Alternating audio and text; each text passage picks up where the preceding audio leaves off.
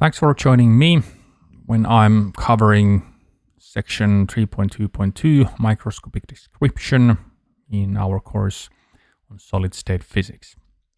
So in previous episode we covered the elastic deformation and what were the main bits and pieces of terminology in the microscopic picture. So when we went through the elastic constants, how they were defined, and we found out that there's some interrelations between these properties. And here in this lecture is that I will go through we will go into the microscopic description of elastic deformation.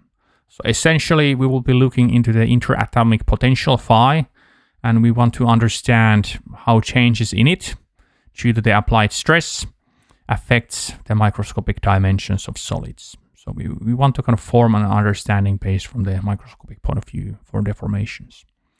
And we will mention briefly that amorphous polymers, that's another example type of a material that has very different mechanical properties of crystalline solids.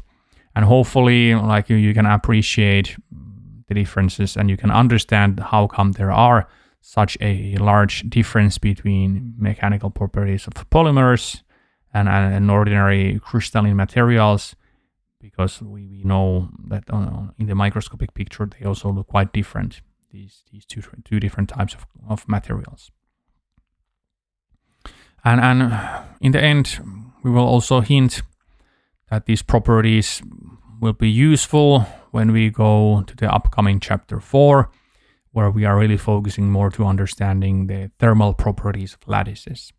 So that's also on the pipeline on this lecture. So I want to connect these mechanical properties that we are describing here, and I want to highlight to you that these are also important in the future on this course. So when we go to the chapter 4, we really must understand also the basics regarding the mechanical properties. So what we will next do is that we will look into the elastic deformations that we see to take place with the materials, and we want to understand what happens in the microscopic description of the solid. So essentially we want to understand a little bit, or at least connect these changes, macroscopic changes, to the microscopic changes. So how atoms move in their lattices and how interatomic distances change. And earlier, what we have learned is that when we are dealing with such changes, and we have found an equilibrium position that dictates that how the solid is being formed, what is its crystalline structure.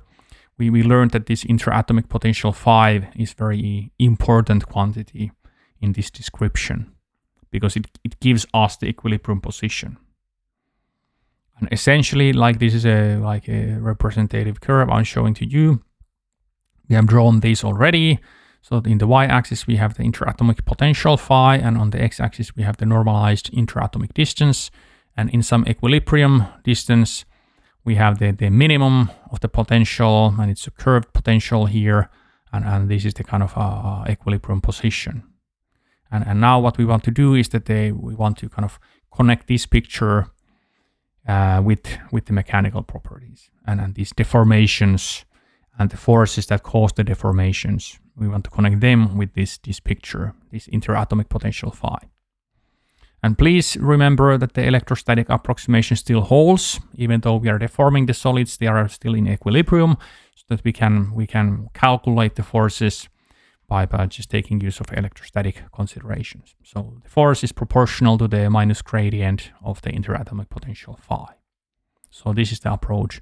How do we link the forces with the potential? And vice versa, this proportionality can also be used the other way around. So we can also see here, maybe this is a good point for a physics student to note, that when we have an equation and when it works the other way around, it usually works the other way around too. So if we are now applying a stress, we have an external force. We can also think that this force is modifying our potential, so that we can actually, by just like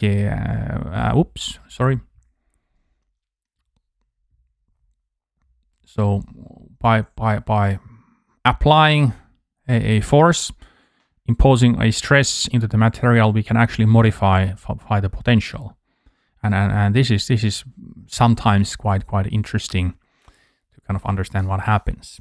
And for example, in the current research in 2D materials, quite a bit of research is also dealing with these kind of control knobs. So we are changing the properties, and we want to understand what happens, for example, to the electronic properties of 2D materials when we apply these kind of external forces, because they're relatively easy to apply.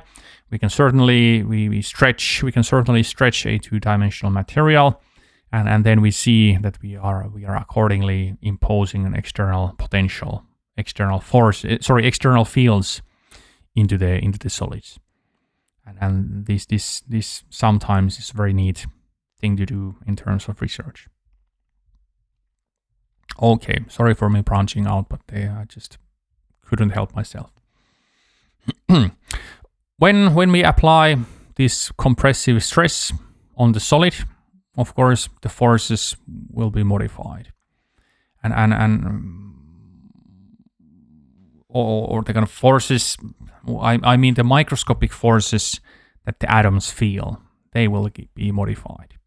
And what happens is that we are sometimes drawing this atomic lattice, and we are attaching, connecting the different atoms with strings. And now, we are also, in addition to the existing forces that keep the solid in equilibrium positions, in the crystalline lattice, we are applying an external force. So when we are applying a stress. And what happens is that we will compress the solid so that a new equilibrium position will be found. And basically the distances between the atoms in the microscopic scale they will decrease. And this is what we will see as an elastic deformation in the macroscopic picture. And after the applied stress vanishes, the system returns back to its original equilibrium position. And this is what I'm highlighting with the picture here. So it's an equilibrium system, so that we still have the interatomic potential, and that gives rise to the given equilibrium distance between the adjacent atoms, and that's the kind of system we have.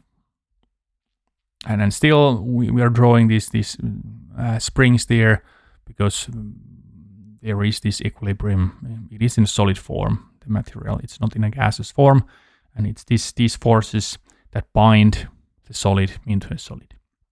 And we are here, when we are dealing with elastic deformations, we are only slightly modifying the equilibrium distances between the atoms. So we are only slightly compressing the atomic lattice.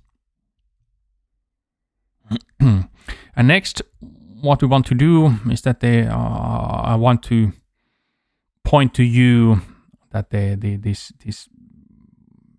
stresses that we apply and the strains, that they are really related on a microscopic scale to this interatomic potential. So that the stress-strain relationship, why it's linear, for example, we can understand it roughly based on these considerations. Or other way around, since we know from experiments that when we are under elastic deformation regime, and we know that the stress-strain curve is linear there, then we also know that the force is linear, and then we can ask the question what this implies, what kind of changes then must be dominant in the interatomic potential, and this is what we will be covering next. So how the fact that the stress-strain curve is linear in the elastic regime, what that implies to the microscopic description of the deformation. And let's assume a well-behaving potential in our treatment. And why we want it to be well-behaving, we want it to be smooth so that we can do a Taylor series expansion on it. and we can do that close to the equilibrium distance when the separation between the atoms, adjacent atoms, is close to the A, and A is the equilibrium distance. And in the figure that we have here, like A is equally just 1, so we are dealing with normalized interatomic distances R. And now we can describe our phi intraatomic potential as a function of atomic distance, adjacent distance of atoms, using Taylor's expansion. So we have the original phi in position, equilibrium position. So we are making the Taylor series expansion nearby the equilibrium position. And we have the first term, so we calculate the derivative of phi, and then we multiply that with the 1 over exclamation mark times R minus A plus the second derivative of the potential divided by 2 exclamation mark, and then times R minus A2 and the other higher order terms. So this is the Taylor's expansion of my intraatomic potential, and there's nothing strange about that. What we learn, and when we would place that into the force equation, so we have F proportional to minus gradient of 5, then we see that the only like a special type of terms, like only some of these terms matter. But let's see this later. The potential becomes of the form that the phi is approximately the curvature term times R minus A squared. So in other words, what we see here, and this is based on the fact that the first term, let me come back to here. Because we are looking for a contribution, a force that is linear. This won't affect things, and this will neither affect things, because when we take the gradient, this will be a constant term. So this is the term that will give us a linear contribution to the force, or like this is the term that in the microscopic picture is most directly connected to the linear force when we are still in the linear elastic deformation regime. So the potential was found to be of this form. And essentially what we see here is that it's really the curvature of the original potential that is important. So depending on how stiff or steep our potential is, then it's this steepness, this stiffness of the potential that defines how rigid the material is, how easily it will be deformed when we apply the stress into the material. So it's really the shape that matters in the microscopic description.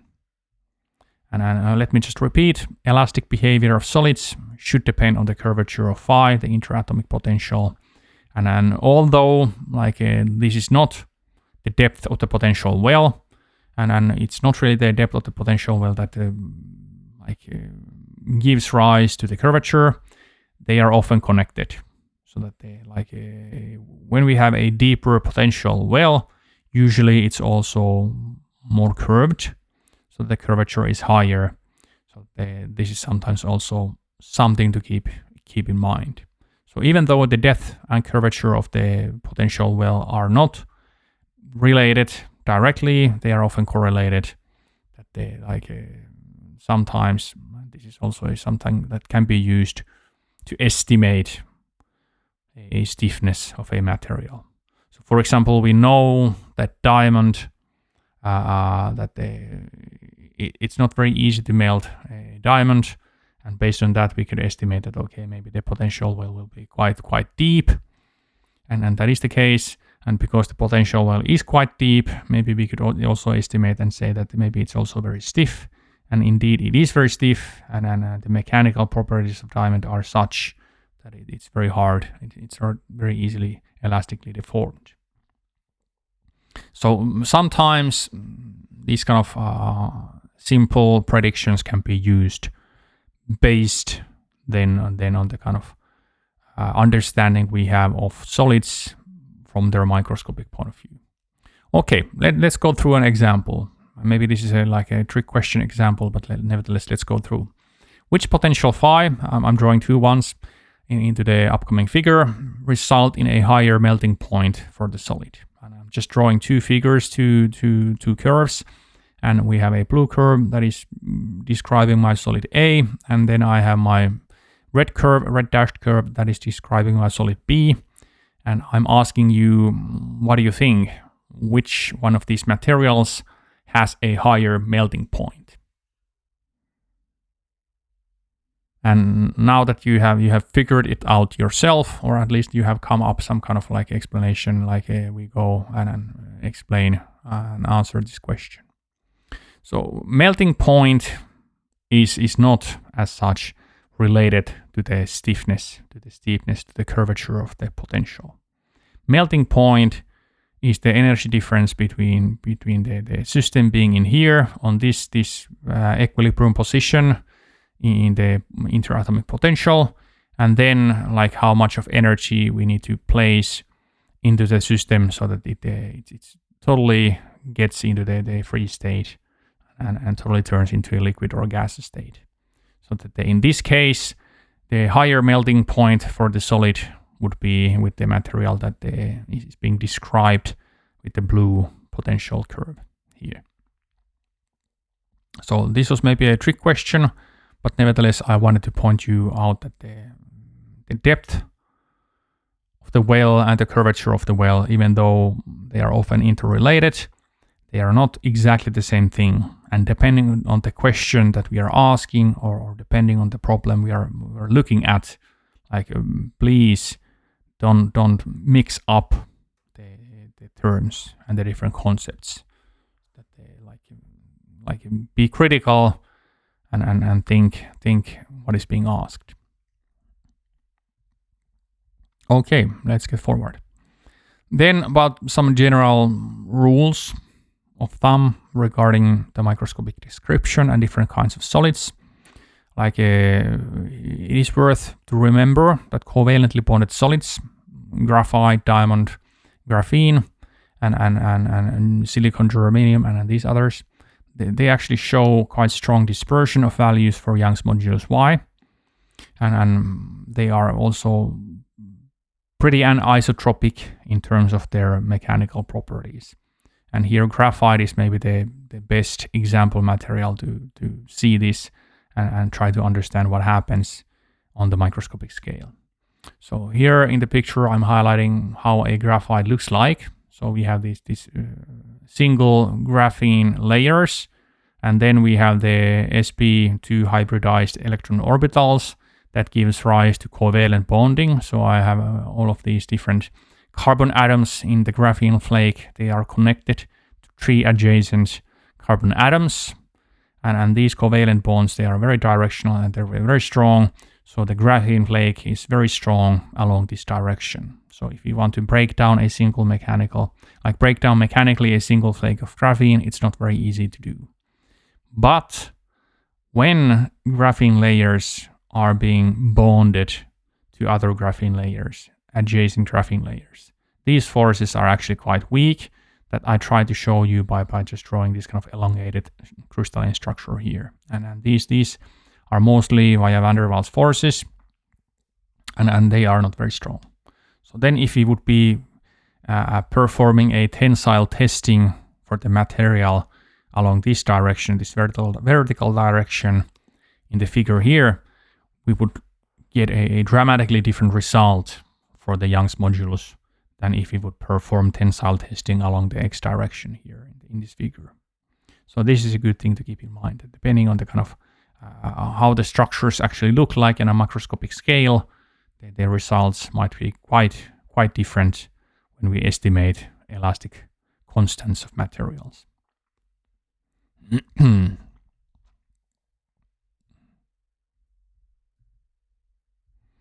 And this is a point I would like to make here, because we're really focusing mostly on crystalline solids on this course, but not really all of the materials that we have on Earth and in universe, they are crystalline.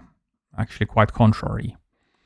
And if you think of really like engineering sciences, like another type of a solid that is actually quite important are polymers. And polymers are a good example of a amorphous material, so that they don't have a crystalline structure. And then when we look at their Young's moduli of polymer, different kinds of polymers, we see that they tend to be much lower than what we have in crystalline materials, for example, in metals. And this is a quite general trend when we are looking at polymers and when we are looking at also glasses and when we compare them with crystalline materials. So, for example, with metals, and then I'm trying to highlight this difference by showing you this figure. So in A, we have a polymer on its equilibrium state when we are not stretching it, so we are not applying a tensile stress in the polymer, and these different polymer change, they are a little bit wiggly around, and when we are then stretching them, we can quite easily stretch these different wiggled polymer change into a longer polymer here, as in shown in the B figure. And this, although in this picture the relative change doesn't seem like much, in practice, on macroscopic scale, the difference is quite huge, and this is the kind of microscopic origin that explains why the Young's modulus of different polymers is usually a lot lower than what we have in crystalline materials, such as in crystals. Such as in metals. So this is another example I wanted to provide to you, and hopefully you also appreciate that the world does not just include crystalline structures, but we also have a lot of amorphous materials. We have polycrystalline materials and others, so that it's good to keep in mind. And then the final point that I want to say here before we move onwards to plastic deformation is that now when we want to generalize what we have covered here, the mechanical properties that the atoms can change their equilibrium positions, this is actually also connected to the thermal properties of solids. So, and this we will be covering in the next chapter. So first of all, we will be there looking into dynamic elastic deformations. So like quick elastic deformations. And these are also known as lattice vibrations. And these are also known as phonons. And these occur in solids. So essentially, like in the upcoming section, we will be dealing with thermal properties of lattices. And we will learn that we can have these kind of vibrations in the atomic lattices, and these vibrations can they can store energy, so that they are related to the heat capacity of solids, and B, they can also contribute to transferring heat, transferring energy in the material, so they're also related to the thermal conductivity of a material. And if we, for example, look at the best thermal conductor in the world as a material, and that's diamond, it's really these lattice vibrations that give rise to the very high thermal conductivity value of diamond. So it's really these phonons, these atom lattice vibrations that enable diamond to transfer heat very, very efficiently. So this is the kind of longer term motivation that I hope you remember during these lectures that we are covering when we are covering mechanical properties of solids. So they are really very important also in the future. And also, not to mention, we will be also covering thermal expansion of solids, so that when we are heating up a solid, what will happen? We will know from high school physics that, of course, the Eiffel Tower gets slightly longer when we heat up the Eiffel Tower. So then we will also generalize our treatment a little bit, so that then we will see how the interatomic potential will be modified when we change the temperature of the system. And then when the interatomic potential will be modified, we learn and we instantly can connect this fact in our minds with the fact that, okay, also then the macroscopic length of the material will be modified, so that when we heat up the material, it will also be strained subsequently. Although we don't say that it's strain is not the word we will use, we will say that it will be thermally expanded. So these are the things I wanted to cover today. Thank you for listening, and please stay tuned. We will next go into chapter 3.3, that it was about plastic deformations. Thanks for listening, and bye-bye.